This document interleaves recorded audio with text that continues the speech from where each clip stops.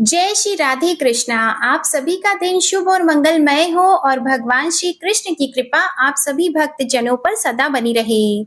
आज सुनिए आषाढ़ मास महात्म्य का अध्याय 26। आज के अध्याय में आप सुनेंगे मुनियों का भगवान के अवतार के संबंध में प्रश्न और श्री व्यास जी के द्वारा उसके उत्तर का वर्णन। मुनियों ने श्री व्यास जी से कहा, हे पुरुष श्रेष्ठ व्यास जी, आपने भारतवर्ष तथा पुरुषोत्तम क्षेत्र के अद्भुत गुणों का वर्णन किया। उस क्षेत्र के उत्तम महात्म्य को सुनकर हमें बड़ी प्रसन्नता हुई है। हमारे मन में बहुत दिनों से एक संदेह है, उसका निवारण करने वाला आपके सिवा दूसरा कोई नहीं है। हम भूतल पर श्री कृष्ण, बलदेव और सुभद्रा के अवतार का रहस्य सुनना चाहते हैं। वीरवर श्री कृष्ण और बलभद्र किस लिए अवतीर्ण हुए थे? वे वसुदेव के पुत्र होकर नंद के घर में क्यों रहे? यह मृत्यु लोक सर्वथा निसार है, इसमें अधिकतर दुख ही भरा है। यह पानी के बुलबुले की भांति अत्यंत चंचल और क्षणभंगुर है। इसकी भयंकरता इतनी बड़ी हुई है कि उसका विचार आते ही रोंगटे खड़े हो जाते हैं। ऐसे संसार में उन्हें जन्म ग्रहण करने की क्या आवश्यकता थी? इस भूतल पर अवतीर्ण होकर उन्होंने जो जो लीलाएं की, उनका विस्तार पूर्वक वर्णन कीजिए। उनका संपूर्ण चरित्र अद्भुत और अलौकिक है।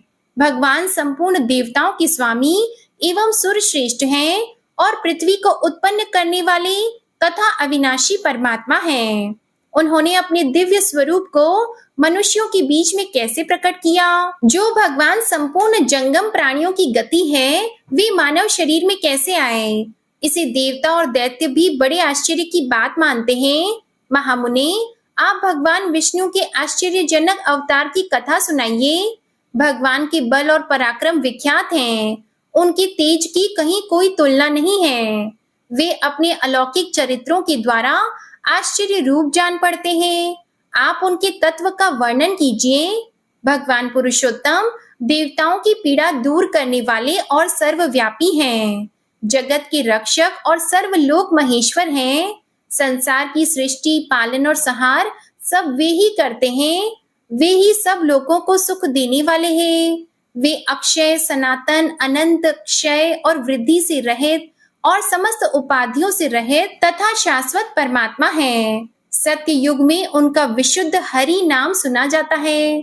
देवताओं में वे वैकुंठ और मनुष्यों में श्री कृष्ण नाम से विख्यात हैं। उन्हीं परमेश्वर की भूत और भविष्य लीलाओं को, जिनका रहस्य अत्यंत गहन है, हम सुनना चाहते हैं। श्री व्यास जी बोले, जो संपूर्ण देवताओं के स्वामी, सबकी उत्पत्ति के कारण, पुराण पुरुष, सनातन, असीम और देवता आदि के प्रियतम हैं, उन भगवान विष्णु को मैं नमस्कार करता हूँ, जिनसे लघु और जिनसे महान दूसरा कोई नहीं है। जिन अजन्मा प्रभु ने संपूर्ण चराचर जगत को व्याप्त कर रखा है, जो आविर्भाव, तिरोभाव, दृष्ट और अदृष्ट से विलक्षण है, सृष्टि और संहार को भी जिनका स्वरूप बताया जाता है, उन आदि देव पर ब्रह्मा परमात्मा को मैं समाधि के द्वारा प्रणाम करता हूँ। जो संपूर्ण विकारों से रहित, शुद्ध, नित्य, सदा एक रूप रहने वाले और विजयी हैं, उन परमात्मा श्री विष्णु को नमस्कार है। जो वास्तव में अत्यंत निर्मल ज्ञान स्वरूप होते हुए भी ब्रह्म पूर्ण दृष्टि के कारण अलग अलग पदार्थों के रूप में स्थित दिखाई देते हैं, जिनका आदि नहीं है। जो संपूर्ण जगत के ईश्वर, अजन्मा, अक्षय और अविनाशी हैं, उन भगवान श्री हरि को नमस्कार करके मैं उनके अवतार की कथा प्रारंभ करता हूँ। इस प्रकार व्यास जी ने भगवान श्री हरि की स्तुति की।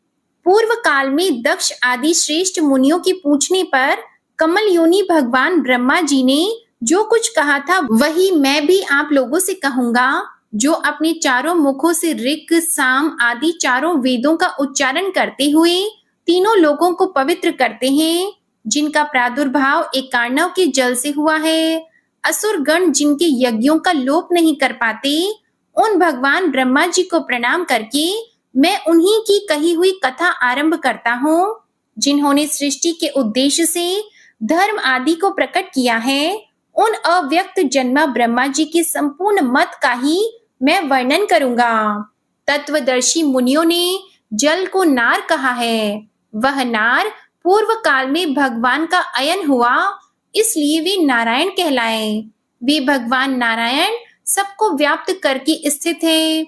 वे ही सगुण और निर्गुण कहलाते हैं। वे दूर भी हैं और समीप भी। उनकी वासुदेव संज्ञा है। ममता का त्याग करने पर ही उनका साक्षात्कार होता है। उनमें रूप और वर्ण आदि काल्पनिक भाव नहीं है। वे सदा शुद्ध, सुप्रतिष्ठित और एक रूप हैं। जब जब धर्म की हानि और अधर्म का उत्थान होता है, तब तब वे अपने आप को संसार में प्रकट करते हैं। और पूर्व काल में उन्हीं प्रजापालक भगवान ने वराह रूप धारण करके थूथन से जल को हटाया और रसातल में डूबी हुई पृथ्वी को अपनी एक दाढ़ से कमल के फूल की भांति ऊपर उठा लिया। उन्होंने ही नरसिंह रूप धारण करके हिरण्यकशिपु का वध किया और विप्रचिति आदि अन्य दानवों को भी मार गिराया। फिर वामन अवतार लेकर माया से बलि को बांधा और दैत्यों को जीतकर तीनों लोकों को अपने 3 पगों से ही नाप लिया। वे ही भृगु वंश में परम प्रतापी जमदग्नि कुमार परशुराम के रूप में उत्पन्न हुए, जिन्होंने पिता के वध का बदला लेने के लिए क्षत्रियों का संहार कर डाला। उन्हीं भगवान ने अत्रि कुमार प्रतापी दत्तात्रेय के रूप में अवतीर्ण होकर महात्मा अलर्क को अष्टांग योग का उपदेश दिया। त्रेता में दशरथ नंदन श्री राम के रूप में प्रकट होकर उन्होंने ही त्रिभुवन को भय देने वाले रावण का युद्ध में संहार किया। प्रलय काल में जब सारी सृष्टि एक कारणों में निमग्न हो गई, उस समय देवताओं के भी देवता जगतपति श्री विष्णु 1 सहस्त्र युगों तक शेषनाग की शैया पर सोते रहे।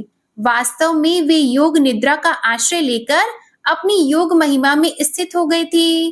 संपूर्ण चराचर जगत को उन्होंने अपने उदर में स्थापित कर रखा था। जनलोक निवासी सिद्ध और महर्षि उनकी स्तुति करते थे। उसी समय उनकी नाभि से एक कमल प्रकट हुआ, जो दिशा रूपी पत्रों से सुशोभित, अग्नि और सूर्य के समान तेजोमय और पर्वत रूपी केसरों से अलंकृत था। सुवर्णमय मेरुगिरी उसका किंजलक अर्थात केसर का मध्य भाग था। वह कमल ही पितामह ब्रह्मा जी का सुंदर ग्रह था। उसी में 4 मुखों वाले देवादि देव ब्रह्मा जी प्रकट हुए।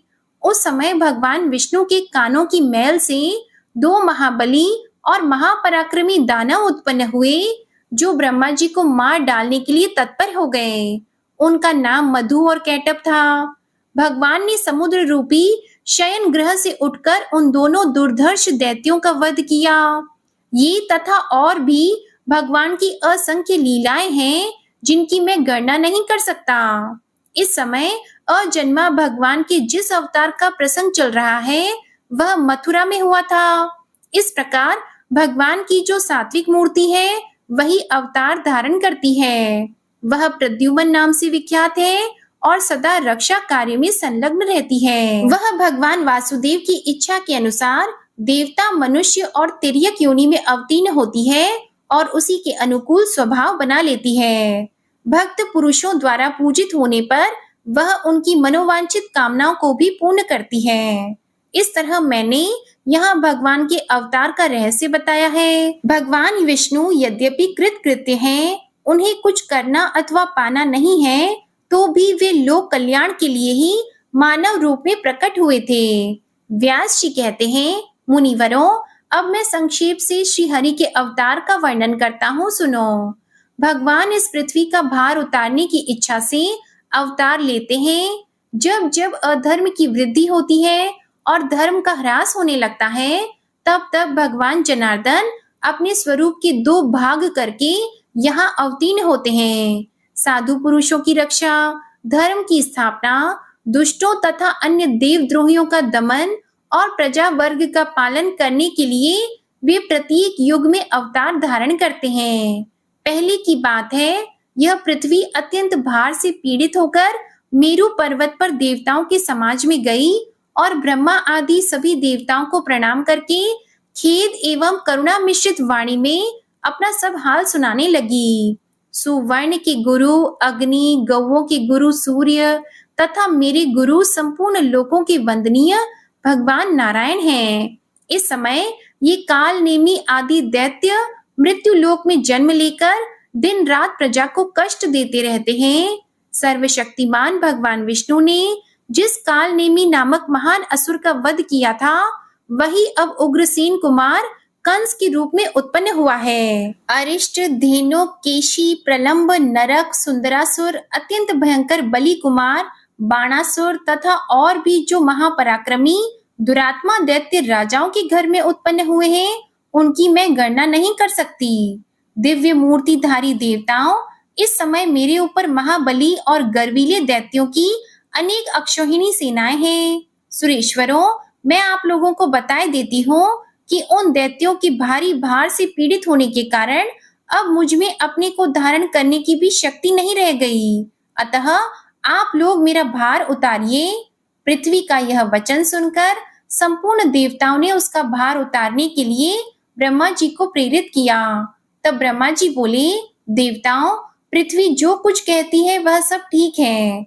वास्तव में मैं, महादेव जी और तुम लोग सब भगवान नारायण के ही स्वरूप हैं। भगवान की जो विभूतियां हैं, उन्हीं की परस्पर न्यूनता और अधिकता बाध्य बाधक रूप से रहा करती है। इसलिए आओ हम लोग क्षीर सागर के उत्तम तट पर चलें और वहां श्री हरि की आराधना करके यह सब वृतांत उनसे निवेदन करें। वे सबके आत्मा हैं, संपूर्ण जगत उनका ही रूप है। वे सदा ही जगत का कल्याण करने के लिए अपने अंश से अवतार लेकर धर्म की स्थापना करते हैं। ऐसा कहकर ब्रह्मा जी संपूर्ण देवताओं के साथ क्षीर सागर के तट पर गए और एकाग्रचित होकर भगवान गरुड़ ध्वज की स्तुति करने लगे। ब्रह्मा जी बोले, सहस्त्र मूर्ते आपको बारंबार नमस्कार है। भगवान, आप सूक्ष्म से भी अत्यंत सूक्ष्म, परम महान और बड़े बड़े गुरुओं से भी अधिक गौरवशाली हैं। आप प्रकृति, महतत्व, अहंकार तथा वाणी के भी प्रधान मूल हैं। अपरा प्रकृतिमय संपूर्ण जगत आपका ही स्वरूप है। आप हम पर प्रसन्न होइए। देव, यह पृथ्वी आपकी शरण में आई है। इस समय भूतल पर जो बड़े बड़े असुर उत्पन्न हुए हैं, उनके द्वारा पीड़ित होने से इसके पर्वत रूपी बंधन शिथिल पड़ गए हैं। आप संपूर्ण जगत के परम आश्रय हैं। आपकी महिमा अपरंपार है। अतः यह वसुधा अपना भार उतरवाने के लिए आपकी ही सेवा में उपस्थित हुई है। हम लोग भी यहाँ उपस्थित हुए हैं। ये इंद्र, दोनों अश्विनी कुमार, वरुण, रुद्र, वसु, आदित्य, वायु, अग्नि तथा अन्य संपूर्ण देवता यहाँ खड़े हैं। हे देवेश्वर, मुझे तथा इन देवताओं को जो कुछ करना हो उसके लिए आज्ञा दीजिए। आपके ही आदेश का पालन करते हुए हम लोग सदा संपूर्ण दोषों से मुक्त रहेंगे। श्री ब्रह्मा जी की इस प्रकार स्तुति करने पर परमेश्वर भगवान श्री विष्णु ने अपने श्वेत और कृष्ण दो केश उखाड़े और देवताओं से कहा, मेरे ये दोनों केश ही भूतल पर अवतार लेकर पृथ्वी के भार और क्लेश का नाश करेंगे। संपूर्ण देवता भी अपने अपने अंश से पृथ्वी पर अवतीर्ण होकर पहले से उत्पन्न हुए उन्मत्त दैत्यों के साथ युद्ध करें। इसमें संदेह नहीं कि नाना प्रकार के अस्त्र शस्त्रों से चूर्ण होकर संपूर्ण दैत्य नष्ट हो जाएंगे। वसुदेव की पत्नी जो देवकी देवी है, उनके 8वें गर्भ से मेरा यह श्याम केश प्रकट होगा। भूतल पर अवतीर्ण होकर यह काल नेमी के अंश से उत्पन्न हुए कंस का वध करेगा। ऐसा कहकर भगवान श्री हरि अंतर्ध्यान हो गए। अदृश्य हो जाने पर उन परमात्मा को प्रणाम करके संपूर्ण देवता मेरु पर्वत के शिखर पर चले गए और वहां से पृथ्वी पर अवतीर्ण हुए। एक दिन महर्षि नारद ने कंस से जाकर कहा, देवकी के 8वें गर्भ से भगवान विष्णु उत्पन्न होंगे जो तुम्हारा वध करेंगे। यह सुनकर कंस को बड़ा क्रोध हुआ और उसने देवकी तथा वसुदेव को कारागृह में बंदी बना लिया। वसुदेव ने यह प्रतिज्ञा की थी कि देवकी के गर्भ से जो जो पुत्र उत्पन्न होगा उसे मैं स्वयं लाकर दे दिया करूंगा। इसके अनुसार उन्होंने अपना प्रत्येक पुत्र कंस को अर्पित कर दिया। सुना गया है प्रथम उत्पन्न हुए 6 गर्भ हिरण्यकशिपु के पुत्र थे, जिन्हें भगवान विष्णु की प्रेरणा से योग निद्रा ने क्रमशः देवकी के उदर में स्थापित कर दिया था। योग निद्रा भगवान विष्णु की महामाया है। जिसने अविद्या रूप से संपूर्ण जगत को मोहित कर रखा है, उससे श्री हरि ने कहा, निद्रे, तू मेरी आज्ञा से जा और पातालवासी 6 गर्भों को एक एक करके देवकी के गर्भ में पहुंचा दे। ये सब कंस के हाथ से मारे जाएंगे। इसके बाद मेरा शेष नामक अंश अपने अंशांश से देवकी के उदर में 7वें गर्भ के रूप में प्रकट होगा। वसुदेव जी की दूसरी पत्नी रोहिणी आजकल गोकुल में रहती है। तू प्रसव काल में वह गर्भ रोहिणी के ही उदर में डाल देना। उसके विषय में लोग यही कहेंगे कि देवकी का 7वां गर्भ भोजराज कंस के डर से गिर गया। गर्भ का संकर्षण होने से रोहिणी का वह वीर पुत्र लोक में संकर्षण नाम से विख्यात होगा। उसके शरीर का वर्ण श्वेतगिरी के शिखर की भांति गौर होगा। इसके बाद मैं देवकी के उदर में प्रवेश करूंगा। उस समय तुझे भी यशोदा के गर्भ में अविलंब प्रवेश करना होगा। वर्षा ऋतु में श्रावण मास के कृष्ण पक्ष की अष्टमी तिथि को आधी रात के समय मेरा प्रादुर्भाव होगा और तू 9वीं तिथि में यशोदा के गर्भ से जन्म लेगी। उस समय वसुदेव मेरी शक्ति से प्रेरित होकर मुझे तो यशोदा की शैया पर पहुंचा देंगे और तुझे देवकी के पास लाएंगे। फिर कंस तुझे लेकर पत्थर की शिला पर पछाड़ेगा, किंतु तू उसके हाथ से निकलकर आकाश में ठहर जाएगी। ऐसा करने पर इंद्र मेरे गौरव का स्मरण करके तुझे 100 बार प्रणाम करेंगे और विनीत भाव से अपनी बहन बना लेंगे। फिर तू शुंभ और निशुंभ आदि सहस्त्रों दैत्यों का वध करके अनेक स्थान बनाकर सारी पृथ्वी की शोभा बढ़ाएगी। भूति, सन्नति, कीर्ति, कांति, पृथ्वी, धृति, लज्जा, पुष्टि, उषा तथा अन्य जो भी स्त्री नामधारी वस्तु है, वह सब तू ही है, जो प्रातः काल और अपराह्न में तेरे सामने मस्तक झुकाएंगे और तुझे आर्या, दुर्गा, वेद गर्भा, अंबिका, भद्रा, भद्रकाली, क्षेम्या तथा क्षेमंकरी आदि कहकर तेरी स्तुति करेंगे। उनके समस्त मनोरथ मेरे प्रसाद से सिद्ध हो जाएंगे। जो लोग भक्ष्य भोज्य आदि पदार्थ से तेरी पूजा करेंगे, उन मनुष्यों पर प्रसन्न होकर तो उनकी समस्त अभिलाषाएं पूर्ण करेगी। वे सब लोग सदा मेरी कृपा से निश्चय ही कल्याण के भागी होंगे। अतः देवी, जो कार्य मैंने तुझे बताया है उसे पूर्ण करने के लिए जा। जय श्री कृष्णा। आज का अध्याय यहीं समाप्त हुआ। इसके आगे का वृतांत आप अगले अध्याय में सुनिएगा। प्रिय भक्त जनों, अब सुनिए भगवान जगन्नाथ जी की कथा। नीलांचल निवासी भगवान जगन्नाथ की सर्वोपरिता के विषय में कौन नहीं जानता। वेद पुराणों ने असीमित रूप से उनका गुणगान किया है और भक्तों ने तो कोई सीमा ही नहीं छोड़ी। लेकिन फिर भी कुछ लोग ऐसे भी होते हैं जिन्हें बिना प्रमाण के इस बात को स्वीकार करने में संशय होता है। इसलिए जगन्नाथ जी स्वयं ही प्रमाण देने आते हैं। ऐसा ही कुछ हुआ था आचार्य पद्मपाद के साथ, जब जगन्नाथ जी स्वयं उनके सामने आकर अपनी सर्वोच्च स्थिति का और अपनी महाप्रसाद का भी उन्हें प्रमाण देते हैं। लेकिन उनके साथ क्या हुआ था, वह जानने से पहले हम आपको बता दें कि आखिर ये आचार्य पद्मपाद कौन थे और जगन्नाथ जी को उनके सामने प्रमाण देने की आवश्यकता क्यों पड़ गई थी। तो आचार्य पद्मपाद शंकराचार्य के अत्यंत प्रिय शिष्य थे और क्यों ना हो, आखिर उनकी गुरु भक्ति का लोहा तो सभी शिष्यों ने माना था और उनका नाम भी पद्मपाद इसलिए तो पड़ा था। शंकराचार्य का एक अत्यंत विनम्र और गुरुनिष्ठ शिष्य था जिसका नाम था सदानंद।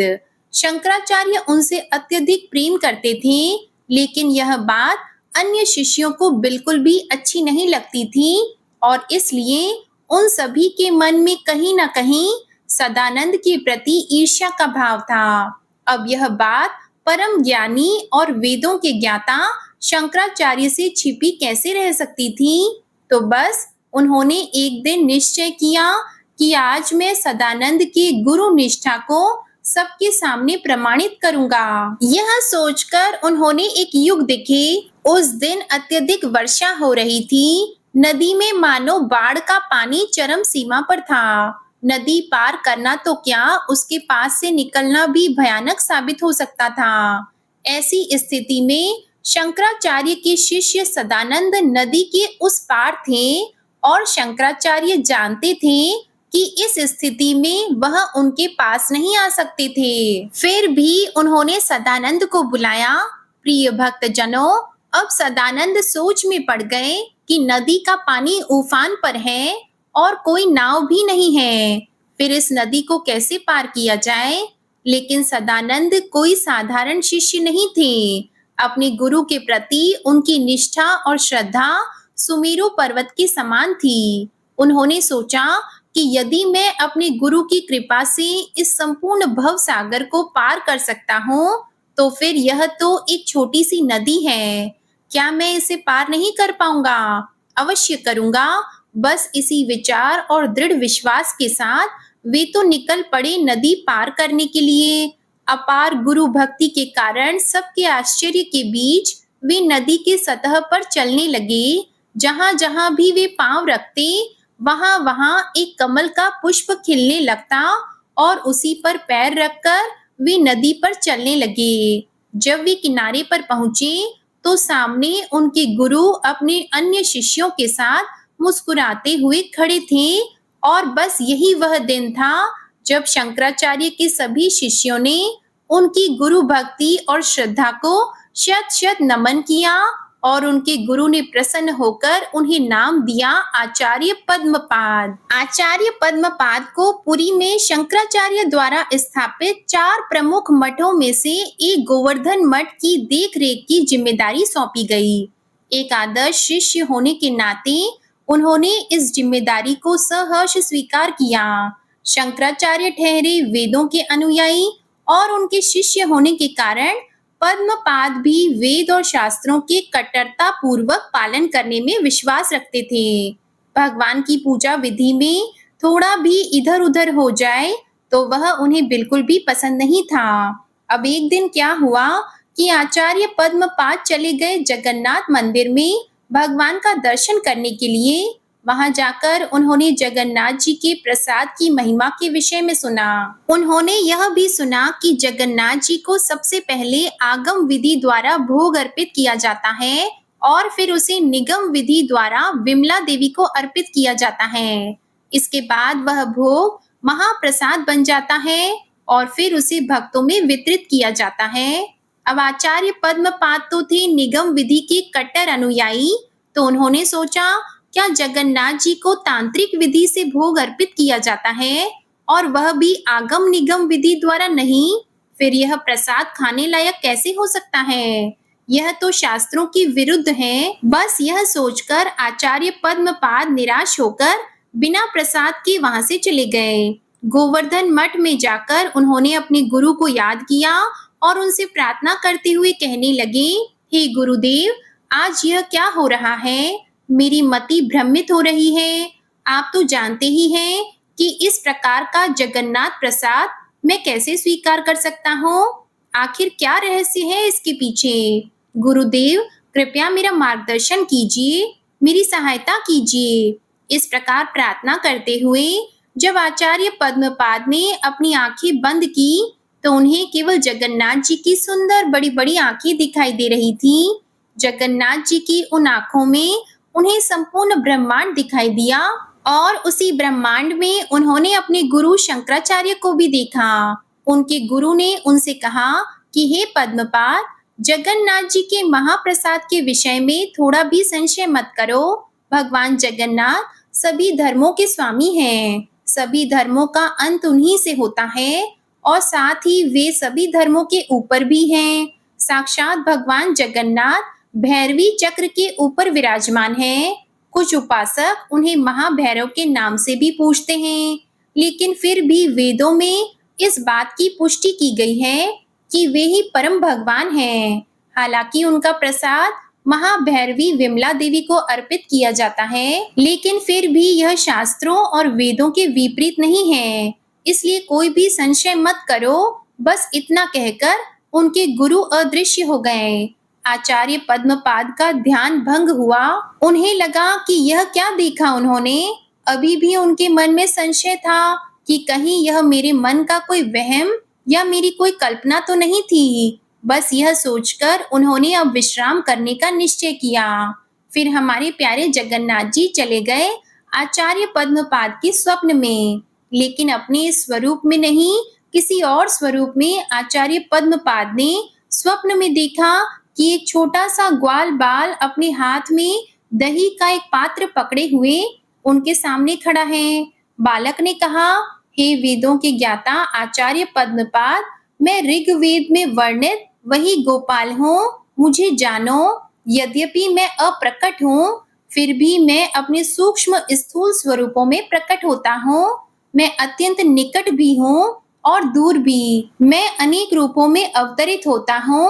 मैं ही कृष्ण हूँ और मैं ही जगन्नाथ स्वरूप में दारू ब्रह्मा रूप से अभिन्न हूँ। मैं ही ओमकार हूँ और समस्त धर्मों का आराध्य स्वामी भी। मैं वेदों में वर्णित वही गोवर्धन गोपाल हूँ।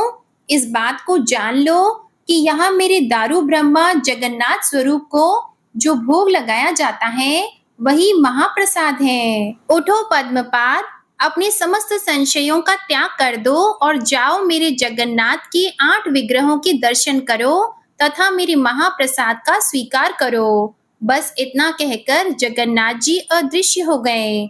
आचार्य पद्मपाद अगले दिन सुबह उठकर अपनी दैनिक साधना संपन्न करते हैं और फिर दोपहर को जाते हैं जगन्नाथ जी के दर्शन करने के लिए। उस समय भगवान को भोग लगाया जा रहा था और फिर वे अपनी खुली आंखों से वहां एक चमत्कार देखते हैं।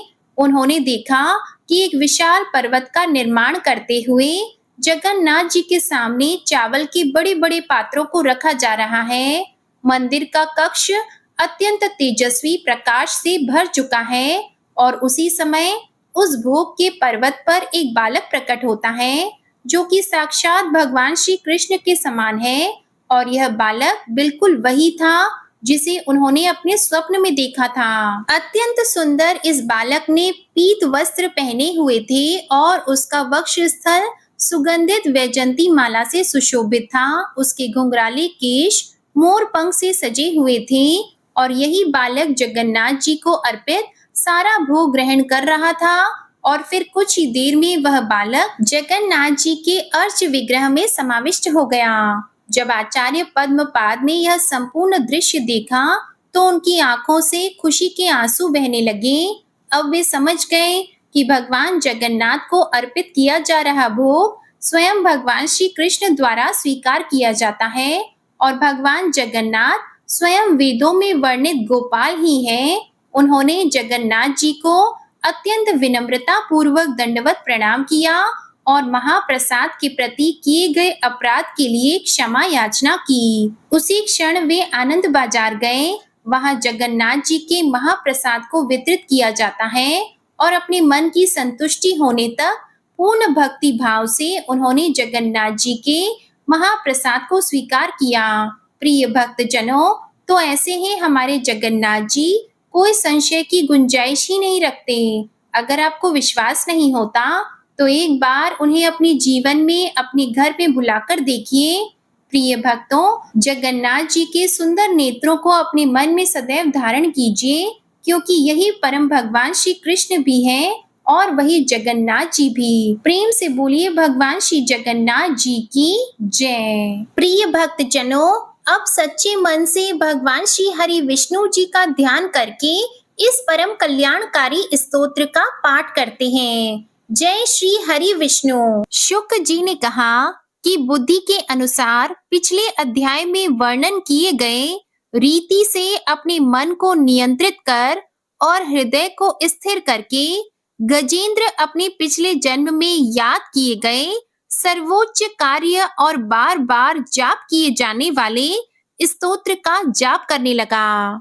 गजेंद्र ने मन ही मन श्री हरि विष्णु को ध्यान करते हुए कहा कि जिनके प्रवेश करने से शरीर और मस्तिष्क चेतन की तरह व्यवहार करने लगते हैं, ओम द्वारा लक्षित और पूरे शरीर में प्रकृति और पुरुष के रूप में प्रवेश करने वाले उस सर्वशक्तिमान देवता का मैं मन ही मन स्मरण करता हूँ, जिनके सहारे ये पूरा संसार टिका हुआ है, जिनसे ये संसार अवतरित हुआ है, जिन्होंने प्रकृति की रचना की है और जो खुद उसके रूप में प्रकट हैं, लेकिन इसके बावजूद भी वो इस दुनिया से सर्वोपरि और श्रेष्ठ हैं।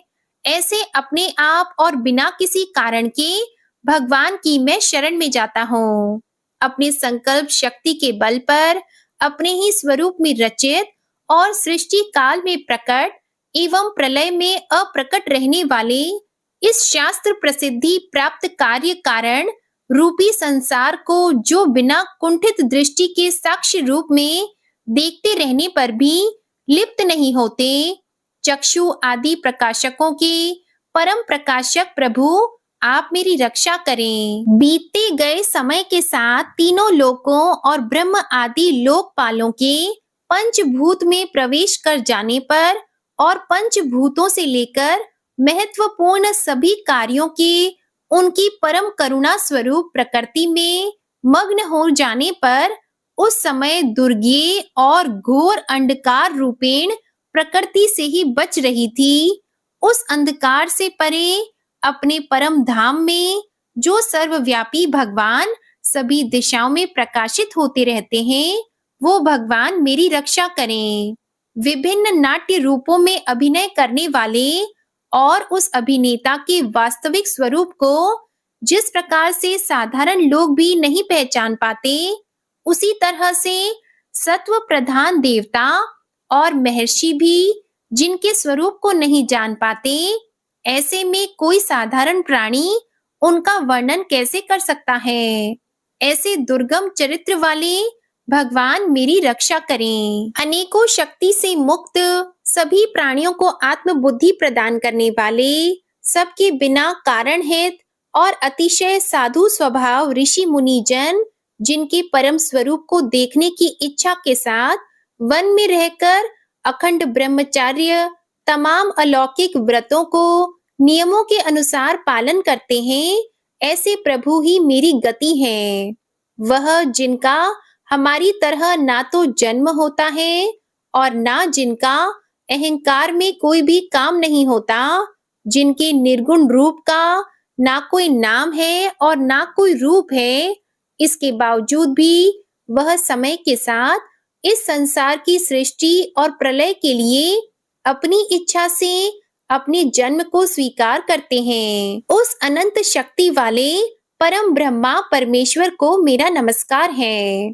प्राकृत आकार रहित और अनेक रूप वाले अद्भुत भगवान को मेरा बार बार नमस्कार है। स्वयं प्रकाशित सभी साक्ष्य परमेश्वर को मेरा शत शत नमन है। वैसे देव जो मन वाणी और चित्त वृत्तियों से परे हैं, उन्हें मेरा बारंबार नमस्कार है। विवेक से परिपूर्ण पुरुष के द्वारा सभी सत्व गुणों से परिपूर्ण निवृत्ति धर्म के आचरण से मिलने वाले योग्य मोक्ष सुख की अनुभूति रूपी भगवान को मेरा नमस्कार है। सभी गुणों के स्वीकार शांत रजोगुण को स्वीकार करके अत्यंत और तमोगुण को अपनाकर मूड से जाने जाने वाले बिना भेद के और हमेशा सद्भाव से ज्ञान धनी प्रभु को मेरा नमस्कार है। शरीर के इंद्रिय के समुदाय रूप सभी पिंडों के ज्ञाता सभी के स्वामी और साक्षी स्वरूप देव आपको मेरा नमस्कार है। सभी के अंतर्यामी प्रकृति के परम कारण लेकिन स्वयं बिना कारण भगवान को मेरा शत शत नमस्कार है।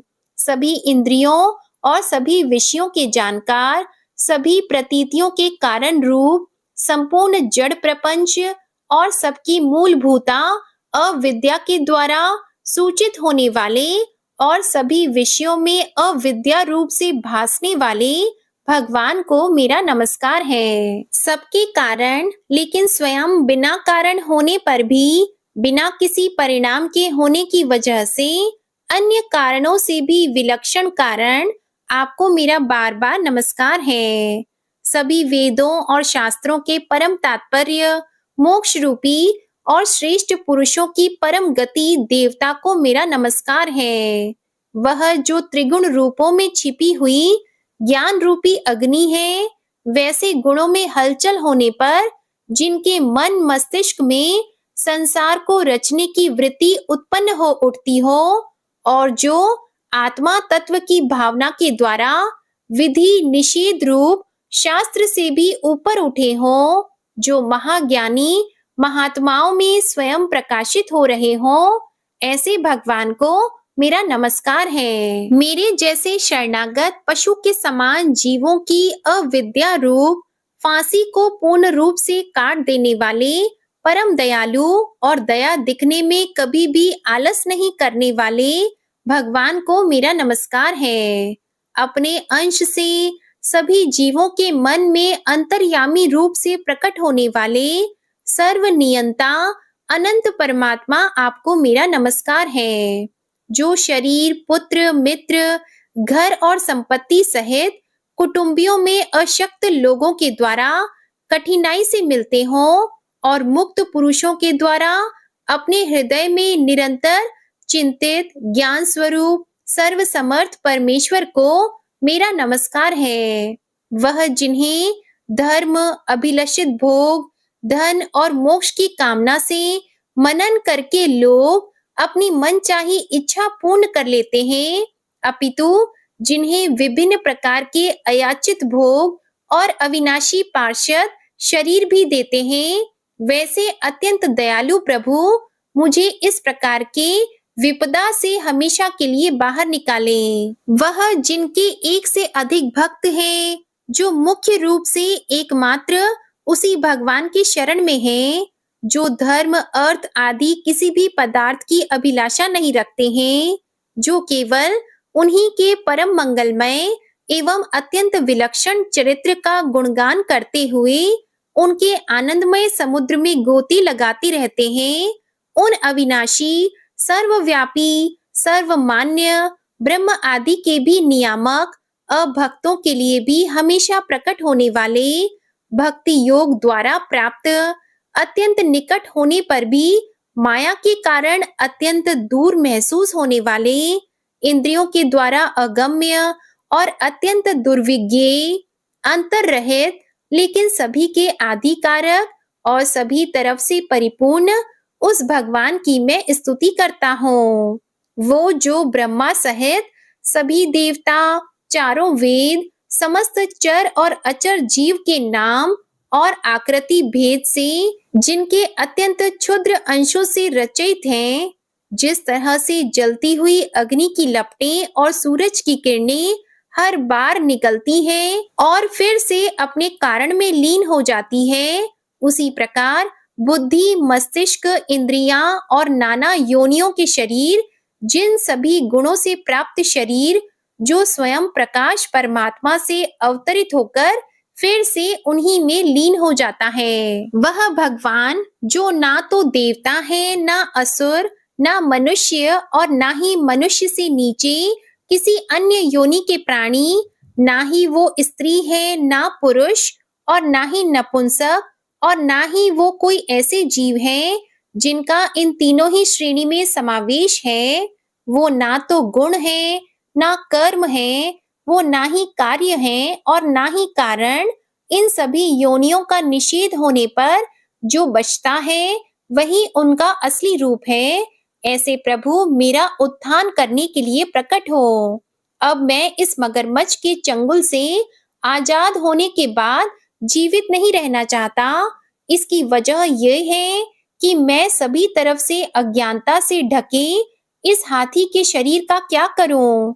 मैं आत्मा के प्रकाश से ढक देने वाले अज्ञानता से युक्त इस हाथी के शरीर से मुक्त होना चाहता हूँ, जिसका काल क्रम से अपने नाश नहीं होता बल्कि ईश्वर की दया और ज्ञान से उदय हो पाता है। इस प्रकार से मोक्ष के लिए लालायित संसार के रचयिता स्वयं संसार के रूप में प्रकट, लेकिन संसार से परे, संसार में एक खिलौने की तरह खेलने वाले, संसार में आत्म रूप से व्याप्त, अजन्मा, सर्वव्यापी एवं प्राप्य वस्तुओं में सर्वश्रेष्ठ श्री हरि का केवल स्मरण करता हूँ और उनकी शरण में जाता हूँ। वह जिन्होंने भगवत शक्ति रूपी योग के द्वारा कर्मों को जला डाला है, जिन्हें समस्त योगी ऋषि अपने योग के द्वारा अपनी शुद्ध हृदय में प्रकट देखते हैं, उन योगेश्वर भगवान को मेरा नमस्कार है। वह जिनके तिगुने शक्तियों का राग, रूप, वेग और असहाय है, जो सभी इंद्रियों के विषय रूप में मौजूद हैं, वह जिनकी इंद्रियां समस्त विषयों में ही बसी रहती हैं, ऐसे लोग जिनको मार्ग मिलना भी असंभव नहीं है, वैसे शरणागत एवं अपार शक्तिशाली वाले भगवान आपको मेरा नमस्कार है। वह जिनकी अविद्या नाम के शक्ति के कार्य रूप से ढके हुए हैं, वह जिनके रूप को जीव समझ नहीं पाते, ऐसे अपार महिमा वाले भगवान की मैं शरण लेता हूँ। श्री शुकदेव जी कहते हैं कि वह जिसने पूर्व प्रकार से भगवान के भेद रहित सभी निराकार रूप का वर्णन किया था, उस गजराज के करीब जब ब्रह्मा जी साथ में अन्य कोई देवता नहीं आए, जो अपने विभिन्न प्रकार के विशेष विग्रह को ही अपना रूप मानते हैं, ऐसे में साक्षात विष्णु जी, जो सभी के आत्मा होने के कारण सभी देवताओं के रूप हैं, तब वहां प्रकट हुए। गजराज को इस प्रकार से दुखी देखकर और उसके पढ़े गए स्तुति को सुनकर चक्रधारी प्रभु इच्छा अनुसार वेग वाले गरुड़ की पीठ पर सवार होकर सभी देवों के साथ उस स्थान पर पहुंचे जहां वह गज था। सरोवर के अंदर महाबलशाली मगरमच्छ द्वारा जकड़े और दुखी उस हाथी ने आसमान में गरुड़ की पीठ पर बैठे और हाथों में चक्र लिए भगवान विष्णु को आते हुए जब देखा, तो वह अपनी सूंड में पहले से ही उनकी पूजा के लिए रखे कमल के फूल को श्री हरि पर बरसाते हुए कहने लगा, सर्व पूज्य भगवान श्री हरि, आपको मेरा प्रणाम। सर्व पूज्य भगवान श्री हरि, आपको मेरा नमस्कार। लाचार हाथी को देखकर श्री हरि विष्णु गरुड़ से नीचे उतरकर सरोवर में उतर आए और बेहद दुखी होकर ग्राह सहित उस गज को तुरंत ही सरोवर से बाहर निकाल आए और देखते ही देखते अपने चक्र से मगरमच्छ के गर्दन को काट दिए और हाथी को उस पीड़ा से बाहर निकाल लिया। प्रिय भक्तजनों, इस प्रकार गजेंद्र मोक्ष स्तोत्र संपूर्ण हुआ। प्रेम से बोलिए भगवान श्री हरि विष्णु जी की जय। जय माता लक्ष्मी जी, जय हो नारायण भगवान की। बंशी शोभित कर मधुर, नील जलद तन श्याम, अरुण अधर जनुबिंब फल, नयन कमल अभिराम। पूर्ण इंद्र अरविंद मुख, पीतांबर शुभ साज, जय मनमोहन मदन छवि, कृष्ण चंद्र महाराज। जय यदुनंदन जय जगवंदन, जय वसुदेव देवकी नंदन, जय यशोदा सुत नंद दुलारे, जय प्रभु भक्तन के द्रुग तारे। जय नट नागर नाग नथैया, कृष्ण कन्हैया धेनु चरैया। पुनि नख पर प्रभु गिरिवर धारो, आओ दीनन कष्ट निवारो। वंशी मधुर अधर धरि टेरो, होवे पूर्ण विनय यह मेरो। आओ हरि पुनि माखन चाखो, आज लाज भारत की राखो। गोल कपोल चिबुक अरुणारी, मृदु मुस्कान मोहिनी डारी। राजित राजीव नयन विशाला, मोर मुकुट वैजंती माला। कुंडल श्रवण पीत पट आछी, कटी किंकिणी काचनि काछी। नील जलज सुंदर तनु सोहे, छबि लखि सुर नर मुनि मन मोहे। मस्तक तिलक अलक घुंघराले, आओ कृष्ण बांसुरी वाले। करि पय पान पुत नहीं तारियो, अका बका का गासुर मारियो। मधुवन जलत अगिन तब ज्वाला, भय शीतल लखतहि नंद लाला। सुरपति जब ब्रज चढ़यो रसाई, मूसरधार वारी वर्षाई। लगत लगत व्रज चहन बहायो, गोवर्धन नखधारी बचायो। लखी यशोदा मन भ्रम अधिकाई, मुख मंद 14 भुवन दिखाई। दुष्ट कंस अति उधम मचायो, कोटि कमल जब फूल मंगायो। नाथी कली यहीं तब तुम लीन है, चरण चिन्ह दे निर्भय कीन है। करि गोपिन संग रास विलासा, सबकी पूर्ण करि अभिलाषा। केतिक महा असुर संहार्यो, कंस ही केस पकड़ी दे मार्यो। मात पिता की बंदी छुड़ाई, उग्रसेन कह राज दिलाई। महिषी मृतक छहो सुत लायो, मातु देव की शोक मिटायो। भौमासुर मुर दैत्य सहारी, लाए 10 सहस कुमारी। देवी मही तृण चीर सहारा, जरा सिंधु राक्षस कहि मारा। असुर बकासुर आदिक मार्यो, भक्तन के तब कष्ट निवार्यो। दीन सुदामा की दुख टार्यो, तंदुल 3 मूठ मुख डार्यो। श्री कृष्ण चालीसा समाप्त होती है। प्रेम से बोलिए भगवान श्री कृष्ण की जय, गौ माता की जय। इसके आगे का वृतांत आप अगले अध्याय में सुनेंगे। आपको आज की कथा पसंद आए तो वीडियो को लाइक करिएगा, शेयर करिएगा, कमेंट में भगवान श्री राधे कृष्ण की जय लिखिएगा और चैनल को भी सब्सक्राइब करिएगा। इसी के साथ आज आप हमारे चैनल पर देवशयनी एकादशी की व्रत कथा भी जरूर सुनिएगा। प्रेम से बोलिए लक्ष्मी नारायण भगवान की जय।